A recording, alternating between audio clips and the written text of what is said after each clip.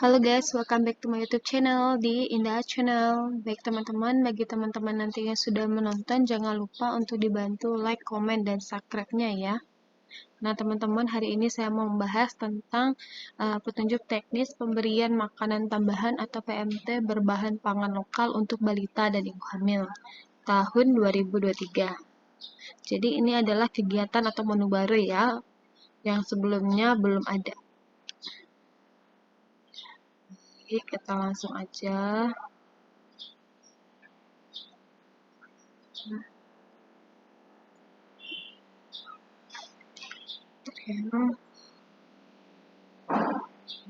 Ya, diterbitkan baru Mei 2023. Berarti baru ya teman-teman ya.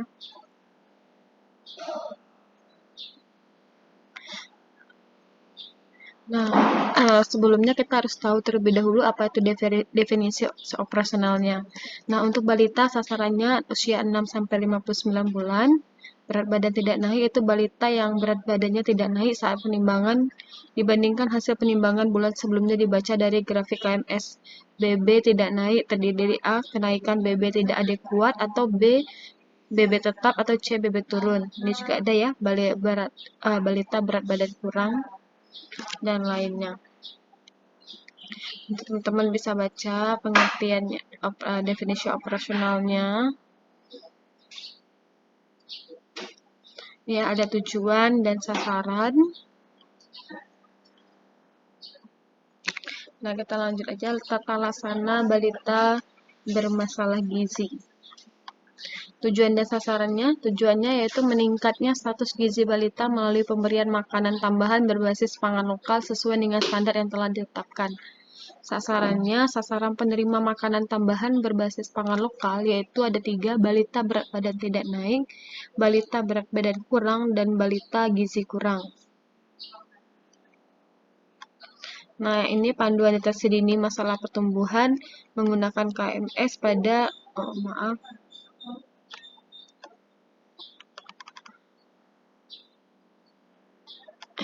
panduan deteksi dini masalah pertumbuhan menggunakan KMS pada buku KIA. Di sini ada yang garis berwarna oranye, itu garis rujukan oranye untuk menentukan resiko berat badan lebih. Kemudian garis rujukan warna merah untuk menentukan berat badan kurang. Kemudian deteksi dini dan rujukan masalah gizi.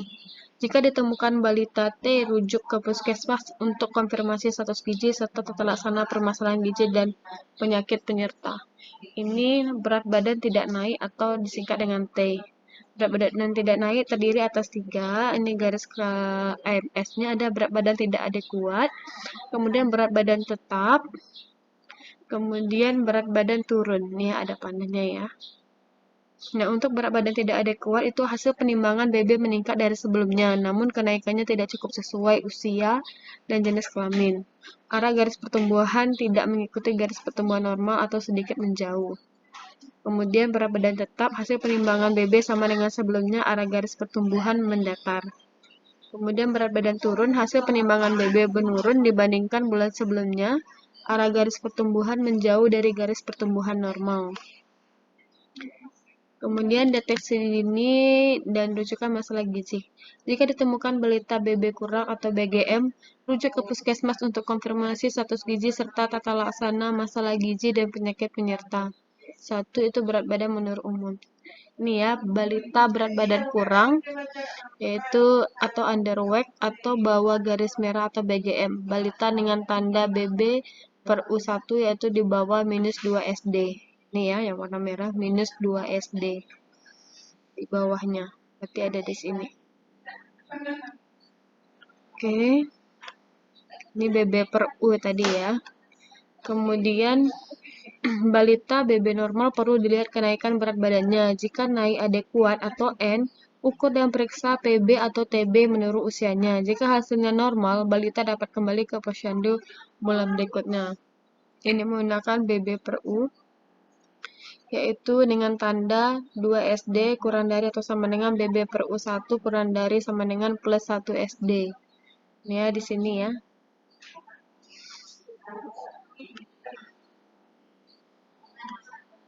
Kemudian, jika ditemukan balita resiko BB lebih, Rujuk ke puskesmas untuk konfirmasi status gizi serta tata laksana masalah gizi dan penyakit penyerta itu berat badan menurut umur. Itu tandanya BB/U1 lebih dari +1 SD. Berarti di sini ya tandanya. Kemudian jika ditemukan balita stunting, rujuk ke puskesmas untuk konfirmasi status gizi serta tata laksana masalah gizi dan penyakit penyerta. Ini adalah PB menurut umur dibanding dengan BB menurut umur. Balita stunting dengan tanda PB/U atau TB/U1 kurang dari -2 SD. Berarti di sini ya.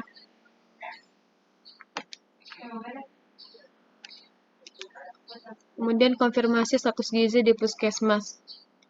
Nah, balita tidak naik, BB kurang, dan resiko BB lebih, perlu dilakukan konfirmasi status gizi oleh tenaga kesehatan di puskesmas. Langkah-langkahnya sebagai berikut. Ini ya, untuk grafik BB per PB, ini untuk grafik BB/U, ini untuk grafik PB/U atau TB/U, tinggal dilihat aja status gizinya dan hasil konfirmasinya.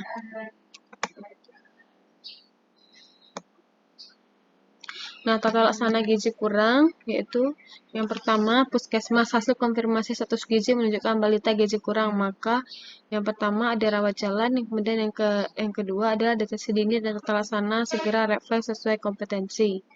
Kemudian rawat jalan, kemudian diberikan PMT lokal 4-8 minggu, stimulasi, edukasi dan konseling pola makan dan pencegahan infeksi dipantau setiap minggu. Kemudian BB naik adekuat, lihat kriteria halaman 21. Kemudian BB tidak naik adekuat, lihat kriteria halaman 21 juga.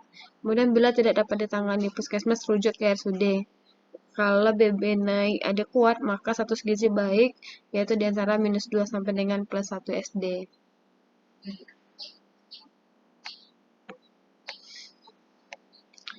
Ini ya, tata laksana berat badan kurang.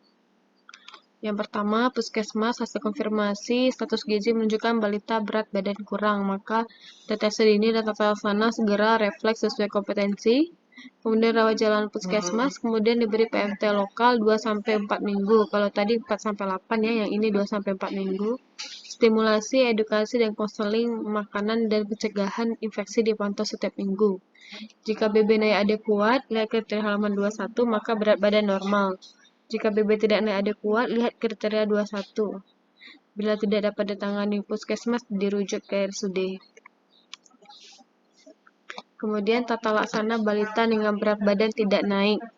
Yaitu yang pertama, hasil konfirmasi status pertumbuhan menunjukkan balita berat badan tidak naik. Maka deteksi dini dan tata laksana segera refleks sesuai kompetensi. Kemudian rawat jalan puskesmas. Kemudian diberi PMT lokal 2-4 minggu, stimulasi, edukasi, dan konseling pola makan dan pencegahan infeksi dipantau setiap minggu. Bila BB naik, maka berat badan normal. Jika tidak naik, rujuk ke RSUD.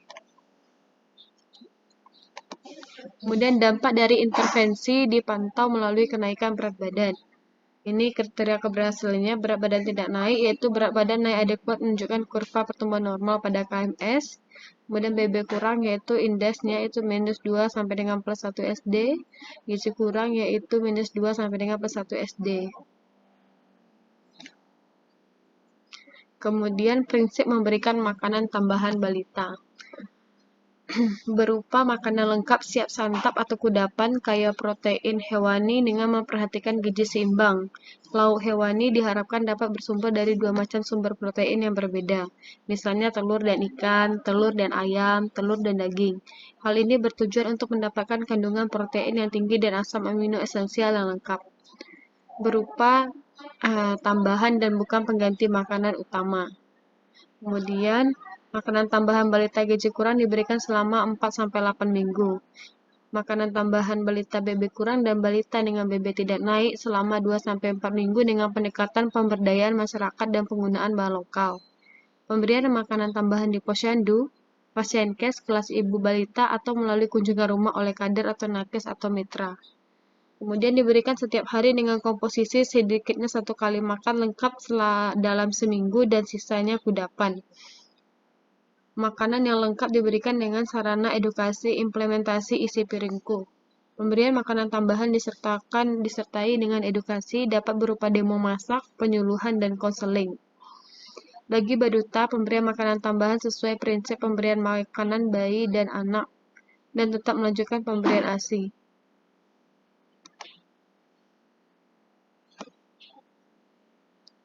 Nah, standar makanan tambahan lokal untuk balita. Komposisi makanan tambahan lokal bagi balita itu dalam satu hari. Ini dia, kalorinya sekian, 175 sampai 200 ini ada.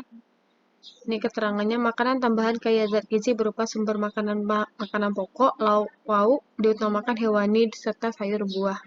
Bahan makanan sumber protein hewani mengacu pada lampiran 97 sampai 98. Ini contoh standar bermakanan tambahan lokal bagi balita yang disiapkan untuk satu kali makan atau kudapan. Atau makanan lengkap atau kudapan. Ini contohnya makanan pokok beras itu 50 gram atau setengah gelas. Lauk hewani 1 telur, beratnya 30 gram, 1 butir telur ukuran kecil. Kemudian lauk kedua, ayam, ikan atau daging 30, yaitu setengah potong sedang ayam atau setengah potong ekor ikan ukuran sedang. Lauk nabati itu kacang-kacangan, tempe, tahu setengah potong sedang. Sayur yaitu sepertiga gelas ukuran 200 ml, buah 1 buah, minyak atau lemak 1 sendok makan. Berupa tambahan asupan 30-50% dari kebutuhan total kalori harian dan bukan sebagai pengganti makanan utama. Nah, ini adalah angka kecukupan gizi yang dianjurkan untuk balita di Indonesia berdasarkan Permenkes 28 tahun 2029. Ini ya, kebutuhan gizi, energi, protein, dan lain-lain. Zat gizinya juga bisa dibaca. Kemudian bagian kedua, tata laksana ibu hamil cake. Tujuannya yaitu meningkatkan status gizi ibu hamil melalui pemberian makanan tambahan sesuai dengan standar yang telah ditetapkan. Sasarannya adalah ibu hamil kurang energi kronis atau KEK, kemudian ibu hamil resiko KEK.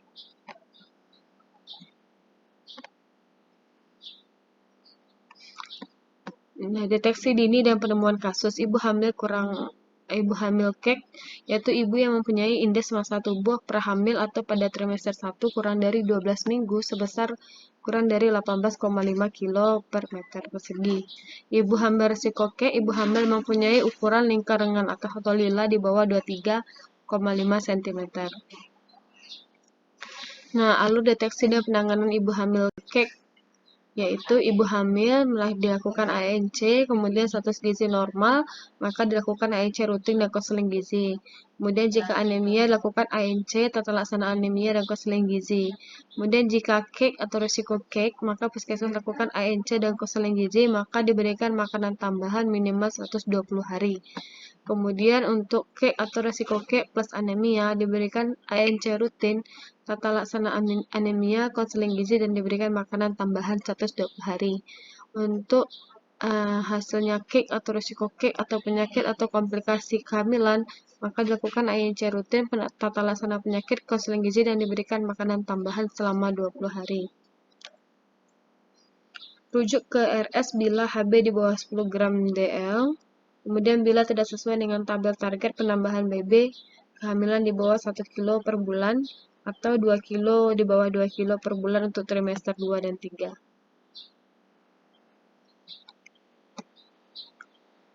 Nah, ini dampak dari intervensi dipantau melalui kenaikan berat badan disesuaikan dengan status gizi ibu. Ini ada tambahan ya, tabel tambahan BB selama kehamilan direkomendasikan sesuai INT sebelum hamil, grafik tersedia di buku KIA. Ini untuk trimester 1, kisaran penaikannya, kemudian trimester 2 dan 3, penambahan total BB, kemudian yang kehamilan tunggal, dan untuk ini untuk kehamilan ganda. Kemudian prinsip pemberian makanan tambahan ibu hamil, yaitu berupa makanan lengkap siap santap atau kudapan, kaya sumber protein hewani dengan memperhatikan gizi seimbang, menggunakan bahan makanan segar tanpa pengawet buatan, dan membatasi konsumsi gula, garam, dan lemak atau GGL. yaitu berupa makanan tambahan dan bukan pengganti makanan utama. Kemudian makanan tambahan ibu hamil diberikan selama 120 hari dengan pendekatan pemberdayaan masyarakat dan penggunaan bahan lokal. Pemberian makanan tambahan bisa dilakukan di posyandu, fasyankes, kelas ibu hamil, atau melalui kunjungan rumah oleh kader, nakes, atau mitra.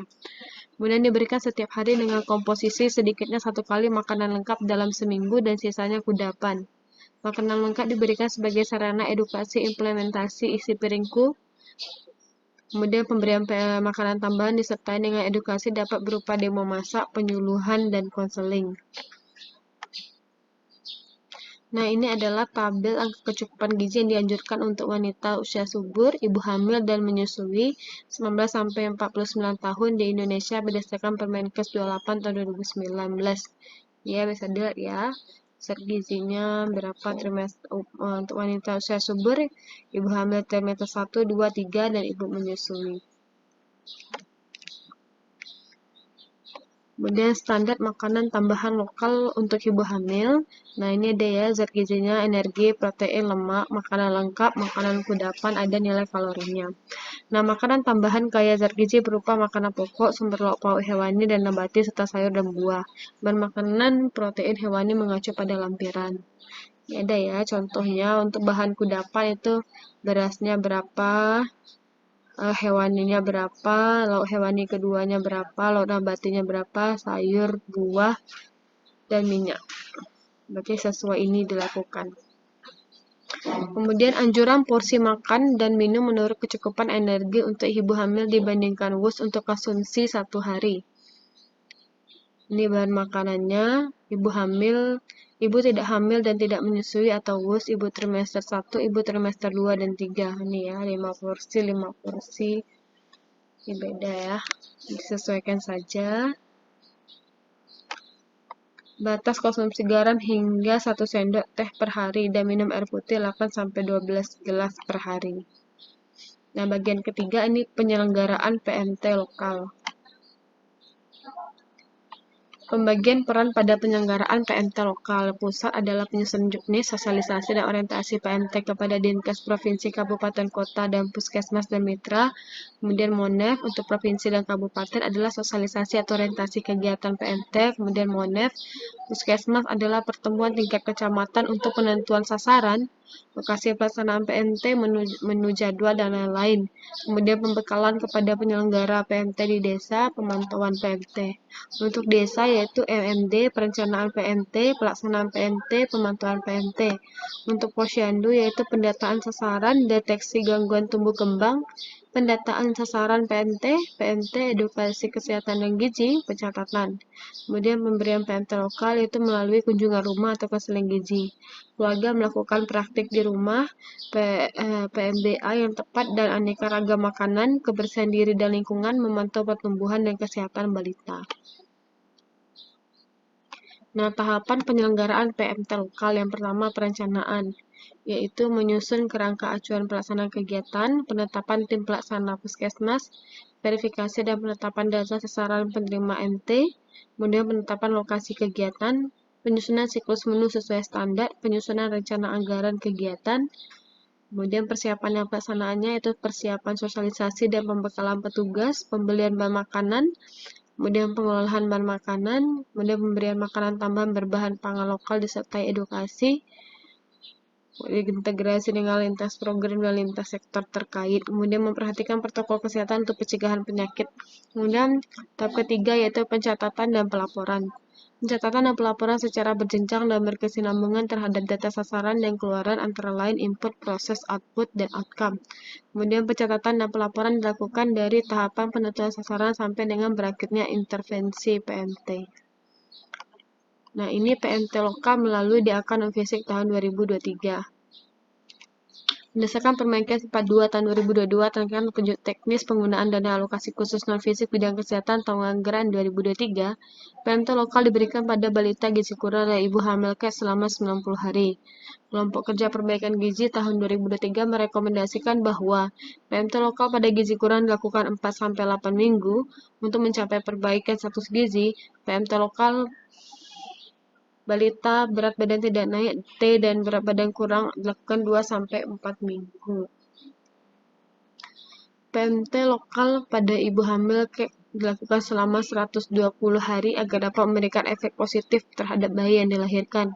Apabila sebelum 90 hari balita gizi kurang sudah mengalami perbaikan status gizi, maka PMT dapat dihentikan dan PMT dapat dialihkan ke sasaran lainnya. Untuk memenuhi PMT bagi balita sasaran lainnya, yaitu balita berat badan tidak naik dan balita berat badan kurang, selama 2-4 minggu dianjurkan mengupayakan pembiayaan lainnya selain DAK non-fisik tahun 2023. Jika ibu hamil kek atau risiko kek setelah 90 hari belum mengalami kenaikan berat badan sesuai usia kehamilannya, PMT dilanjutkan sampai 120 hari atau sampai adanya perbaikan kenaikan berat badan dianjurkan berdasarkan IMT sebelum kehamilan atau IMT trimester 1. Untuk memenuhi kesenjangan PMT lokal bagi ibu hamil kek yang dianjurkan mengupayakan sumber pembiayaan lainnya selain dari fisik untuk meneruskan PMT bagi ibu hamil atau risiko kek. Tahapan perencanaannya yaitu penetapan tim pelaksana dilakukan oleh Kepala Puskesmas terdiri dari unsur pemerintah kabupaten, puskesmas, pemerintah desa, kelurahan, tokoh masyarakat, PKK, Dasawisma, Karang Taruna, masyarakat umum yaitu kelompok tani atau warung lokal. Penetapan lokasi yaitu dilakukan oleh puskesmas berkoordinasi dengan desa yaitu menggunakan data laporan rutin puskesmas by name by address. Kemudian penyusunan rencana anggaran kegiatan, biaya bahan makanan 80%, biaya pengolahan 15%, tidak boleh memasukkan alat masak. Kemudian biaya manajemen itu 5%. Kemudian penyusunan kerangka acuan pelaksanaan kegiatan yaitu pendahuluan, tahap pelaksanaan, keluaran diharapkan, anggaran atau pembiayaan, waktu pelaksanaan kegiatan dan lampiran. Kemudian penyusunan siklus menu sesuai standar dilakukan oleh tenaga gizi puskesmas dengan memperhatikan ketersediaan sumber dana, sumber bahan pangan lokal setempat dan standar yang ditetapkan. Dibuat dalam sedikitnya 7 hari siklus. Verifikasi dan penetapan data sasaran penerima makanan tambahan. Puskesmas berkoordinasi dengan desa kelurahan dan melakukan verifikasi terkait data sasaran penerima makanan tambahan berdasarkan wilayah kerja. Kemudian yang kedua, tahap persiapan, yaitu sosialisasi kegiatan. Sebelum pelaksanaan kegiatan PMT berbahan pangan lokal, tim pelaksana melakukan sosialisasi dan advokasi kepada stakeholder terkait, misalnya pemerintah desa, kelurahan, tokoh masyarakat, kadar dan sasaran penerima.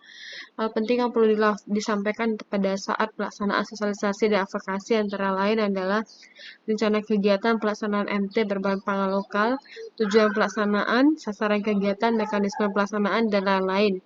Kemudian pembekalan sumber daya terlibat. Setelah melakukan sosialisasi kegiatan PMT berbahan pangan lokal, selanjutnya tim pelaksana melakukan orientasi kepada sumber daya yang terlibat. Misalnya perangkat desa, kader, tenaga kesehatan di wilayah desa. Hal yang perlu diorientasikan adalah rencana kegiatan, tugas dan fungsi sumber daya yang terlibat, mekanisme pelaksanaan PMT, prinsip dan cara pengolahan makanan tambahan, siklus menu, pencatatan, dan pelaporan. Kemudian tahap pelaksanaan, pembelian makanan-makanan, contoh menghitung bahan makanan harus disediakan. Dalam menghitung kebutuhan bahan pangan yang akan dibeli, perlu mempertimbangkan berat kotor dan berat bersih. Ini contohnya ya, berat bersih yang diinginkan adalah 100 gram. Faktor konversi dapat dimakan 1,5. Berat kotor berarti 150 gram. Ini contoh yang lain. Kemudian tahap pelaksanaan, cara pengolahan ada merebus, mengukus, memanggang, menggoreng, dan menumis. Ini ada cara-caranya. Kemudian tahap pelaksanaan penyiapan bahan makanan yang aman. Tips mengolah kudapan. Masak dalam jumlah kecil sesuaikan dengan alat masak. Masak makanan atau kudapan 1-2 jam sebelum disajikan. Setelah dimasak harus dikonsumsi dalam 1 jam. Kemudian ganti minyak goreng setelah 3 kali penggunaan. Ini adalah 5 kunci aman makanan kebersihan. Cuci tangan pakai sabun, pisahkan penyimpanan, masak dengan benar, gunakan air dan bahan baku yang aman, simpan makanan matang pada suhu yang tepat dan aman. Kemudian pencatatan dan pelaporan hal yang perlu dicatat dan dilaporkan. Pencatatan hasil pengukuran BB, PB atau TB, lila, dan konsumsi tablet tambah darah serta makanan tambahan pada ibu hamil dan balita. Itu catat pada buku QA, laporkan secara elektronik melalui si gizi terpadu pada menu pemantauan PMT. Saat ini sedang dikembangkan aplikasi Sehat Indonesiaku atau ASIK di mana pencatatan oleh kader melalui aplikasi dan WhatsApp chatbot akan langsung terhubung pada dashboard Satu Sehat. Dan tim pelaksana mencatat hasil kegiatan PMT melalui formulir Monef PMT dan pemantauan berat badan pada ibu hamil dan balita. Kemudian tim pelaksana mencatat dan melihat isian kartu kontrol konsumsi PMT oleh sasaran sebagai self-monitoring. Dan tindak lanjutnya misalnya menanyakan apakah sasaran menyukai makanan tambahan yang diberikan, ada atau tidak keluhan setelah mengonsumsi, serta memberikan edukasi. Kemudian tim pelaksana melakukan hasil kegiatan PMT mulai dari tingkat puskesmas, lalu dilaporkan ke Dinkes Kabupaten Kota, Dinkes Provinsi, dan Pusat secara berjenjang. Bagian 4 ini monitoring dan evaluasi. Nah, monitoring dan evaluasi dilakukan secara berjenjang dari tingkat puskesmas, kabupaten kota, provinsi, dan tingkat pusat. Monitoring atau pemantauan dilakukan oleh tim pelaksana di puskesmas maupun secara berjenjang. Kegiatan ini dilakukan untuk mendapatkan informasi tetap data pelaksanaan kegiatan untuk bahan pengambilan keputusan dalam menjaga dan memperbaiki pelaksanaan kegiatan, yaitu data keluaran, yaitu input, proses, output, outcome, dan impact. Mekanisme pemantauan adalah pendampingan dan pemantauan secara berjenjang dan berkesinambungan. Jika ada masalah, segera melakukan koordinasi dan perbaikan. Evaluasinya adalah tingkat keberhasilan, yaitu yang perlu dievaluasi penyelenggaraan kegiatan PMT sesuai jadwal, kemudian cakupan jumlah dan persentase, kemudian cakupan jumlah dan persentase ibu hamil gizi kurang, ya semuanya. Monef dilakukan berkesinambungan selama proses penerimaan MT. Garis besar alat Monef yang pertama, sasaran ibu hamil KET diidentifikasi melalui ANC rutin, dikonfirmasi sesuai kriteria dan tanggal terlaksana. Sasaran balita diidentifikasi melalui pengukuran rutin, nakes dibekali. Kemudian kapan Monef dilakukan? Harian, mingguan, dan bulanan. Apa saja aspek yang di Monef? Konsumsi MT lokal harian pada ibu hamil, peningkatan BB sesuai usia kehamilannya, berat badan bayi lahir, konsumsi MT lokal harian pada balita, peningkatan BB balita, perbaikan status gizi balita. Siapa yang melakukan Monef? Tim pelaksana atau puskesmas, pengelola program di Dinkes Kabupaten Kota secara berjenjang. Monef ini dilakukan dengan tujuan untuk mendapatkan informasi dan data pelaksanaan kegiatan, bahan pengambilan keputusan, perbaikan pelaksanaan, mengetahui tingkat keberhasilan kegiatan. Monef dilakukan dengan formulir dalam lampiran. Monef dilakukan di lokus melaksanakan kegiatan PMT lokal. Monef harian, kartu kontrol konsumsi makanan tambahan lokal untuk balita. Kartu kontrol konsumsi makanan tambahan untuk balita itu diisi nama anak, nama ibu orang tua, usia anak, jangka waktu penerimaan makanan tambahan berapa hari. Ini bulan minggu pertama, ini bulan kedua, bulan ketiga ya, bisa diisi. Kemudian Monef harian kontrol konsumsi makanan tambahan bagi ibu hamil KEK. Ini ada ibu hamil, usia kehamilan, jangka waktu penerimaan bulan 1, 2, dan 3. Kemudian ada namanya selain Monef harian ada Monef mingguan, catatan PMT dan pemantauan BB balita. Nomor nama, nik tanggal pemberian ke 1, 2, 3 tolong paraf, awal minggu pertama, minggu kedua, dan ketiga, berat badannya, dan seterusnya. Kemudian ada juga Monef bulanan, jadi Monef ada 3, harian, mingguan, dan bulanan. Ini ya. Yang berbeda adalah di berat badannya, yaitu berat badan awal bulan pertama, bulan kedua, bulan ketiga, dan catatan. Kemudian ini adalah formulir pemantauan bulanan pelaksanaan PMT oleh Dinas Kesehatan Kabupaten Kota. Formulir pemantauannya ini ada pertanyaan yang harus diisi. Kemudian formulir pemantauan bulanan pelaksana PMT pada sasaran ibu hamil KEK. Ini ya, diisi oleh petugas kesehatan. Itu petugas pemantaunya siapa. Kemudian formulir pemantauan bulanan pelaksanaan PMT pada sasaran ibu hamil diisi oleh petugas kesehatan, yaitu petugas pemantaunya. Bagian kelima yaitu kegiatan edukasi gizi. Pemberian PMT perlu disertai dengan kegiatan edukasi gizi balita, masalah gizi dan ibu hamil (KEG), yaitu melalui konseling gizi, penyuluhan gizi, dan demonstrasi massa. Contoh topik jadwal edukasi gizi ASI dan PMBA. Materinya minggu pertama bisa pemantuan tumbuh kembang, IMD, menyusui eksklusif, posisi menyusui. Minggu kedua bisa tanda-tanda pemberian MPASI, perawatan anak. Minggu ketiga bisa gizi anak, gizi seimbang, demonstrasi massa. Minggu keempat bisa cara penyiapan, gizi seimbang, dan stimulasi perkembangan. Bisa dipilih ya teman-teman. Pesan-pesan kunci edukasi bagi balita, yaitu ASI adalah sumber gizi yang lengkap, cukup, dan seimbang bagi bayi di bawah usia 6 bulan. Kandungan proteinnya setara dengan protein hewani. Berikan protein hewani dalam jumlah yang cukup sedini mungkin saat mulai pemberian MPASI. Ini ya semuanya ya, pesan kuncinya ya. Ini ada pesan edukasi pentingnya gizi, ini bisa dibaca untuk materinya. Kemudian pesan untuk MPASI, kemudian pemantauan tumbuh kembang, kemudian topik untuk jadwal gizi ibu hamil. Ini ada minggu pertama, minggu kedua, minggu ketiga. Bisa dibaca. Nah, ini untuk pemenuhan gizi ibu hamil, bisa dibaca. Kemudian bagian ke-6 adalah pembiayaan dan administrasi. Nah, pembiayaan itu bisa melalui APBN, yaitu dana DAK non-fisik, APBD, dana desa, dan pendanaan lainnya. Untuk administrasi, pelaporannya mengacu pada peraturan keluarga sehubungan dengan sumber pendanaan yang digunakan untuk penyelenggaraan kegiatan. Sebagai pertanggungjawaban administrasi kegiatan harus susun laporan yang dilengkapi dengan dokumentasi pelaksanaan kegiatan, foto, video, dan lain-lain. Ini kemudian ada lampiran. Nah, lampiran pertama ada panduan pengukuran balita, lampiran kedua ada jadwal edukasi, kemudian contoh makanan tambahan untuk balita. Lampiran ketiga.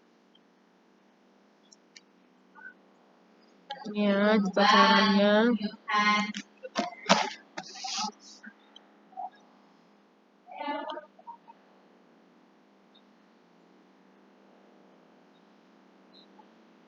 Ini ya, contoh makanan tambahan bagi balita nih ya. Bubur udang, tahu, dan segala macam.